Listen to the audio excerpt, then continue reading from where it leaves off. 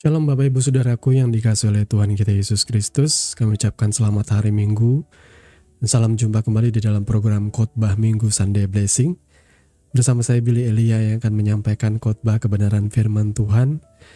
Dengan harapan kita sekalian boleh bertumbuh di dalam iman, di dalam pengharapan dan kasih kita yang sejati oleh Yesus Kristus yang sudah menebus dan menyelamatkan kita.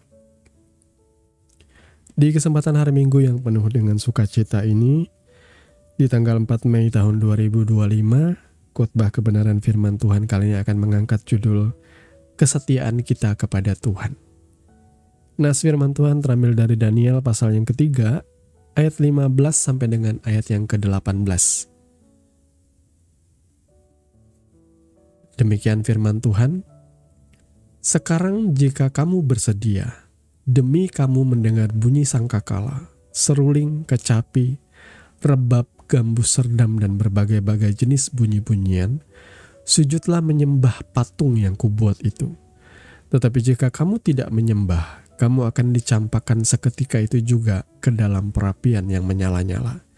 Dan dewa manakah yang dapat melepaskan kamu dari dalam tanganku?" Lalu Sadrah, Mesak dan Abednego menjawab Raja Nebukadnezar, "Tidak ada gunanya kami memberi jawab kepada Tuanku dalam hal ini. Jika Allah kami yang kami puja sanggup melepaskan kami, maka ia akan melepaskan kami dari perapian yang menyala-nyala itu, dan dari dalam tanganmu ya Raja. Tetapi seandainya tidak, hendaklah Tuanku mengetahui ya Raja, bahwa kami tidak akan memuja dewa Tuanku, dan tidak akan menyembah patung emas yang Tuanku dirikan itu. Amin." Mari kita berdoa.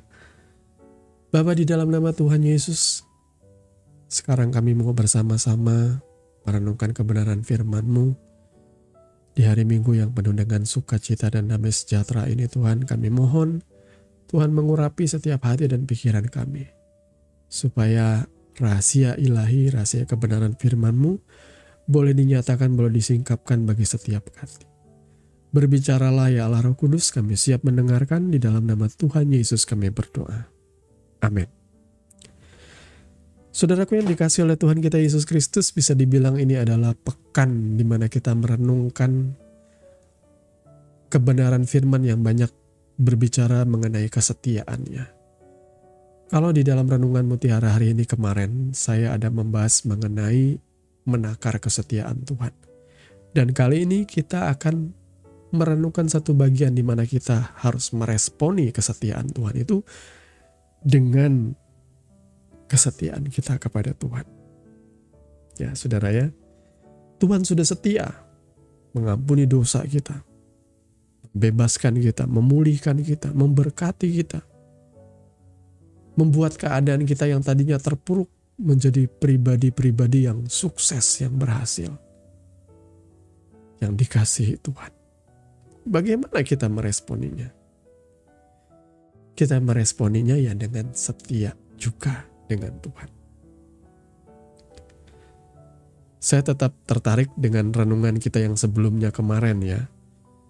Dikatakan di sana kalau kita bertekun, maka kita akan memerintah bersama-sama dengan Dia. Bagian kita sebagai orang percaya, kita diselamatkan. Apakah cukup? Ternyata tidak. Diselamatkan menjadi orang percaya tidak hanya sekedar memiliki KTP Kristen. Diselamatkan harus mengisi keselamatan itu dengan bertekun. Bertekun dalam hal apa? Bertekun di dalam mengikuti Yesus. Membaca, merenungkan kebenaran firman-Nya dan hidup lewat kebenaran itu. Membaca dan merenungkan itu penting nggak? Penting. Bagaimana kita bisa melakukan firman? Bagaimana kita bisa berjalan dalam kehendak Tuhan kalau kita tidak pernah membaca merenungkan firman-Nya? Makanya basic orang percaya itu harus membaca merenungkan firman Tuhan. Itu dia, saudara ya. Doa itu memang basic, tetapi bagaimana kita tahu bagaimana kita berdoa dengan benar di hadapan Tuhan kalau kita tidak pernah membaca merenungkan firman-Nya? Nanti doa kita terlalu sibuk hanya untuk memuaskan hawa nafsu belaka. Kesetiaan di hadapan Tuhan itu adalah harga mati. Kalau kita orang Indonesia aja bisa bilang NKRI harga mati. Setia sampai mati. Ya, hidup atau mati, kata pejuang-pejuang masa lalu. Masakan kita mengikuti Tuhan situasional? Kalau keadaan tidak menguntungkan, ya sudahlah, aku menyelamatkan diri. Nanti kalau aku sudah selamat, aku ikut Tuhan lagi. Bisa nggak seperti itu? Itu namanya iman situasional. Ya, justru Tuhan itu melihat kualitas iman kita di momen-momen yang kritikal seperti itu. Momen-momen yang berbahaya sebenarnya. Momen-momen yang bisa dibilang kemurnian hati kita memang dibuktikan di momen-momen yang tidak enak ini. Seperti kasus Sadrak, Mesak, dan Abednego. Mereka adalah orang-orang Yahudi, orang-orang Israel yang takut dan mengasihi Tuhan, saudaraku ya. Dan ketika mereka di wilayah pembuangan di Babel, mereka diangkat menjadi pejabat-pejabat negara pada waktu itu. Walaupun mereka adalah bangsa Yahudi ya, bukan orang Babel ya. Tapi mereka dipercayakan untuk menjadi pejabat-pejabat negara. Nah, mereka kemudian diperhadapkan dengan satu perintah yang tidak masuk akal. Dari seorang pemimpin yang ya bisa dibilang otoriter. Dia membangun sebuah patung emas, saudara ya. Dan setiap orang kalau mendengar bunyi-bunyian musik dimainkan, itu artinya mereka harus serta-merta sujud menyembah ke arah patung emas itu yang dia bikin. Kalau tidak ada yang mau nurut, kalau ada yang tidak taat maksudnya, mereka pasti akan dihukum mati.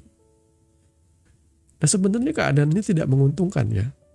Sadrak, Mesak, dan Abednego merasa bahwa mereka tidak mau sujud menyembah kepada Allah lain selain daripada Allah Israel yang mereka puja dan mereka sembah.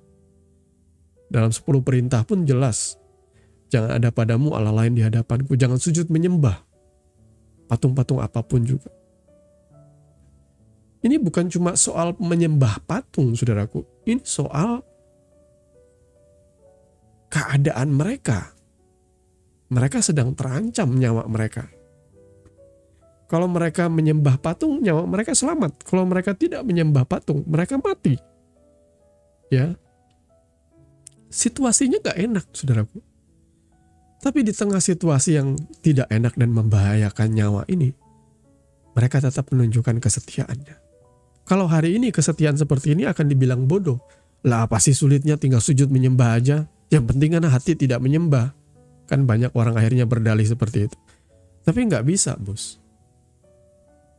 Kalau engkau mencari keselamatan nyawamu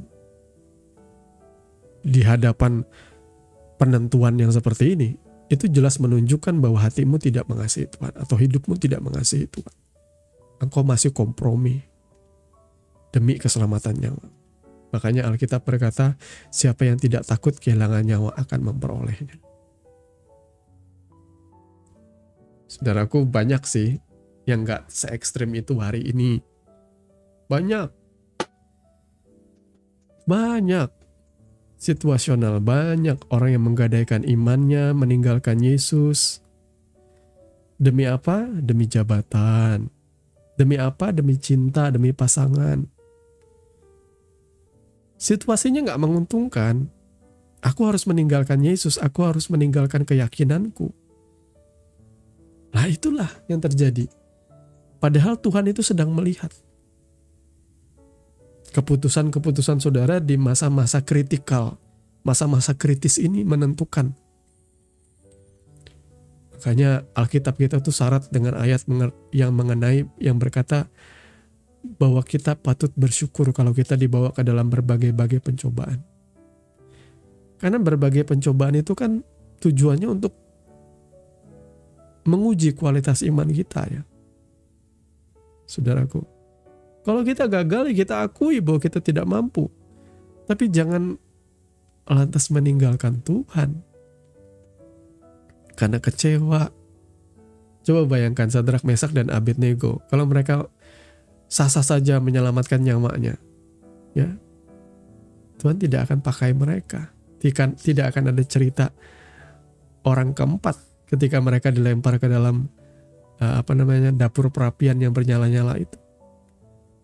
Ketika mereka setia kepada Tuhan, apa upah mereka? Mereka dihukum mati, dimasukkan ke dalam dapur perapian yang menyala-nyala, ke dalam tungku. Saya tidak tahu seperti apa bentuknya karena saya tidak hidup di zaman itu, tapi saya bisa membayangkan ini tungkunya panas sekali. Bahkan Alkitab katakan orang yang mau memasukkan aja itu bisa terbakar api juga, saudaraku, saking panasnya.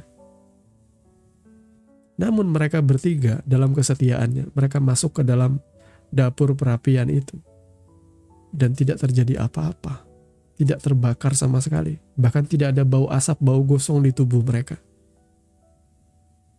Bahkan raja melihat ada orang keempat yang sangat menyilaukan, pakaiannya bernyala-nyala, putih, bercahaya seperti itu. Saya percaya itu adalah, kalau enggak, apa istilahnya, pernyataan Tuhan. Kalau zaman sekarang orang bilangnya penampakan seperti itu. Tapi Tuhan sedang menyatakan kemuliaannya dalam rupa entah malaikat atau dalam rupa anak manusia. Yang pasti Tuhan setia ketika kita setia.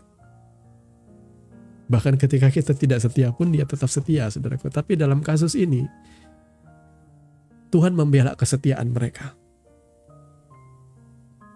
Makanya Bapak Ibu Saudaraku, sekalipun keadaanmu tuh tidak baik-baik saja, engkau sedang dalam proses kehidupan, engkau melalui kehidupan yang kayaknya penuh ketidakpastian, tidak nyaman, engkau punya pilihan untuk menyangkal dia. Engkau punya pilihan untuk tidak setia kepada Tuhan. Engkau punya pilihan untuk menggunakan caramu, bukan cara Tuhan. Tetapi mari saudaraku, dengan iman kita percaya bahwa pribadi yang sama, Tuhan yang sama yang menyelamatkan Sadrak, Mesak, dan Abednego, Tuhan yang sama yang menuntun Abraham, hari ini rindu untuk hadir dalam kehidupan saudara dan menuntun kehidupan saudara. Ia rindu supaya kita setia. Karena kesetiaan ini mahal, saudaraku. Ya, hari ini jujur aja lah, saya ini seorang wirausahawan, saya pernah punya karyawan. Karyawan yang bagus kerjanya, yang jujur, itu berharga bagi kita. Saudara ya, kita senang sekali.